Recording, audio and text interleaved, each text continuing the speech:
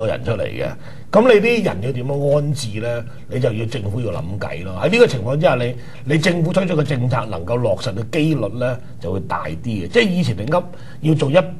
樣嘢，你可能真正做到得個3樣5樣，但係而家你要做100樣嘢，可能係變咗20樣30樣嘅。呢個我覺得就係政府一定要做佢自己應該要做嘅嘢咯。唔係，我覺得即係今次嗰個即係話金融海嘯咧，可能之前已經有啲人都提過一個觀點，就話即係對成個世界都唔係好事。不過某程度上對我哋之前跑得好快嘅澳門咧，好似都會係一件好事，就係可以剩翻減肥啊嘛。係啊，咁就變咗即係翻落嚟就大家可以停一停、諗一諗咁樣，咁就睇下自己跟住可以點行。同埋好似頭先你講到嘅，可能有啲新興啲嘅產業，就係包括我哋講環保或者文化創意產業都好啦。可能過去嗰2年咧，如果嗰個人力資源又咁貴，租又咁貴嘅時候咧，即係嗰啲新興嘅產業，佢就變咗一開始行嘅時候個成本就會好重，咁就反而唔係好啱，係啱時之前嗰1-2年去搞咁樣。但係今年如果翻嚟，我哋個人會多翻啲，啲嘢又平翻啲嘅話咧，咁可能對一啲新興嘅產業會係比較好咯。咁所以我覺得即係都呢一個部分都係可以咯。但係其實即係除咗嗰個文化創意產業嗰度咧，我覺得今次佢亦另外仲有一個提法，就係即係為咗令到我哋跟住落嚟話可能會裁出嚟嗰啲朋友咁樣，可能係唔同嘅，包括可能啲大嘅博企裏面裁出嚟嘅朋友會遇到呢一個失業問題咧，咁啊提咗一個即係搞呢個社會企業嘅。係啊，嚇咁社會企業係阿東好似係覺得最吃驚嘅嘛，即係冇預計到咯，應該話係冇預計到，因為呢個係一個社會責任嚟嘅，但係啱唔啱我哋即係尚係需要觀察咯。但係有人就已經提出話，哇咁你咪真係養住一班人。咁令到佢哋繼續可以無所事事或者所以喺整個配套嘅嘢，我哋要諗清楚。好似頭先阿譚講，好你嗰個博企可能會有一班人炒或者係流失出嚟，但係喺中間嗰個環節入邊咧，我哋點樣接駁？點樣接駁？點樣有個橋梁？你有因為嗰班人係同文化創意產業係兩回事啊嘛，你中間有個環節你未銜接到喎，點樣去重新再培訓等等？而我哋澳門講真培訓嚟講，尤其係政府主導嘅培訓，往往係好多時候係同市場一定嘅落差嘅喎。咁到時候佢哋學完，即使係我哋有呢個平台，佢學完之後係唔係就能夠學以致用咧，又係一個咁嘅問題。咪所以即係今次個施政報告裏面，我亦都會係睇一個咧，就話有一啲對跟住落嚟嗰1年嗰個評估工作咧，我覺得未做得夠嘅。咁可能淨係講咗話個金融海嘯會令到大家有啲緊日子要捱啦咁樣。咁但係譬如我哋話整體嘅嗰個包括嗰個經濟狀況，同埋譬如而家預計，我哋淨係會見到一啲總之會差啲啦。咁但係會差幾多？政府有冇個最壞嘅預計，同埋估計真係到時我哋話失業嘅人，或者即係真係會因為呢一個金融海嘯直接間接影響嘅時候，要離開工作崗位呢啲嘢，咁其實究竟會係啲咩人呢？咁樣，我哋而家大家都係靠估噶嘛，即係大家都覺得可能就係賭場啦咁樣，即係唔係靠估，事實上基本上已經效應出緊。唔係，即係嗰個預測，我嘅意思係話，冇個具體嘅數字係啦，其實應該係要，我覺得應該係要有一個再具體一啲嘅預測。不過我哋澳門嘅影響冇香港咁大，因為香港咧嗱，金融海嘯嘅最大嘅貢獻就將所有嘅經濟泡沫吹走晒。咁但係問題香港呢啲以金融服務為主嘅城市咧，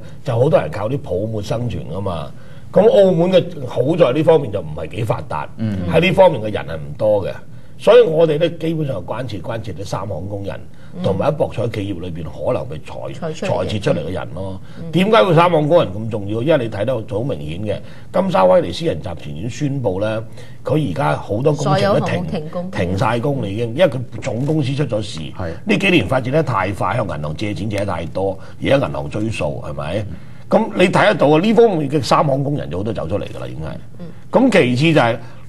既然我已經係唔掂啦。咁當然我個員工會請少啲咯，所以你預計喺前線工作嗰啲，甚至喺後邊做 supervisor 做主管級嗰啲，因為炒咗個主管，我等於5個前線噶嘛，所以而家試下最危險就做主管嗰啲。咁但係好在我哋澳門咧，好多喺博企工作嘅主管都係外邊請翻嚟嘅，由英文啊或者其他資歷嘅問題，都係馬來西亞、新加坡啊或者係香港嘅。咁優先啲人如果請走咗嘅話咧，話唔定仲令到本地人有向上爬升嘅機會添。所以你要睇問題要兩邊睇咯，但係唔理點，喺博企裏邊咧嘅裁員潮應該會慢慢一波一波出現嘅。唔係同埋，如果係即係呢一個部分咧，就係會睇翻就我哋今日都未有機會傾到嘅，就可能包括我哋話教育嗰方面啊，有幾個地方今次都可以做一個比較好少嘅調整。譬如可能之前講話即係年輕人係咪因為真係嗰個博彩業太發達，我哋除咗話嗰個注意嘅人入晒去之外咧，有幾段時間我哋講個人力資源實行都係同嗰個年輕人進入博彩業有關。我覺得今次即係譬如威尼斯人咁樣咧，俾人睇到最明顯。我睇個新聞就覺得真係超級富貴如浮雲啦咁樣。可能舊年仲講緊係世界第3大首富咁樣，咁今年就會完全唔同咯。咁我覺得申請保護令。同埋我直情覺得即係澳門人可能今次會睇清，其實我哋最主要我哋依賴落去嗰個叫龍頭產業，其實係一個咩行業咧？即係大家真係要睇清楚啦。係啦，即係真係要好睇清楚。所以跟住落嚟，可能好多個部分，我哋要點樣去做翻一啲叫踏實啲嗰個工作咧？咁所以其實就係頭先阿東講到嗰個，究竟嗰個中小企業嗰度，我哋點樣可以趁呢個機會強化翻佢咧？呢個都係緊要咯。係啊，因為澳門大部分請人嘅企業就係啲平啲8個人或以下嗰啲中小型企業、中小微企係啊，微型企業啊嘛。如果我哋搞得掂呢啲企業嘅話咧，其實澳門大部分嘅勞工失業問題基本上已經解決咗嘅。但係好可惜，過咗4年嘅經濟發展過程之中咧，搞到就而家都唔單止係微型企業，而家變到夫妻企業。除咗兩個50零60歲老人家開住個鋪頭仔，啲仔女全部走上去博企裏邊，呢個真係好可憐嘅現象。有啲夫妻都冇啦，咁樣就一個咁咪執咗咯，消亡咯。係啊，咁樣咯。最得意嘅就係香港同一日咧就推出咗呢個對於中小企呢個融資嘅資助，咁所以亦都反映到一個問題咧，就係港澳同樣係面對金融海嘯衝擊，而我哋政府好多嘢個思路咧，大家諗嗰樣嘢可能都係一樣，而呢中小企喺澳門嚟講個生存環境咧，呢幾年事實上係響即係經濟受惠嗰陣時，經濟砰砰聲上去嗰陣時，其實都唔係好過。咁何況係而家真係要面臨吊鹽水嗰陣時，所以除咗嗰個經濟措施之外，我哋其實有一樣嘢就係要打個強心針咯。而家好多時金融海嘯，我哋成日講就係個信心危機嚟嘅。信心都唔夠，咁你點樣撐落去唔知，下下等政府幫咧，其實亦都唔係善策。所以兩樣嘢點樣結合喺呢個施政報告入邊咧，係並冇提出一個善策。不過你講開結合，我就之前會諗嘅就話，即係今次亦都係我哋即係行政長官何亞華佢最後即係在任嘅最後一份施政報告啦咁樣。咁我唔知你之前又會唔會諗住會結合，就話去睇翻就係究竟喺呢個施政報告裡面佢會做啲有冇實現上一屆係啦嘅總結啊？有時間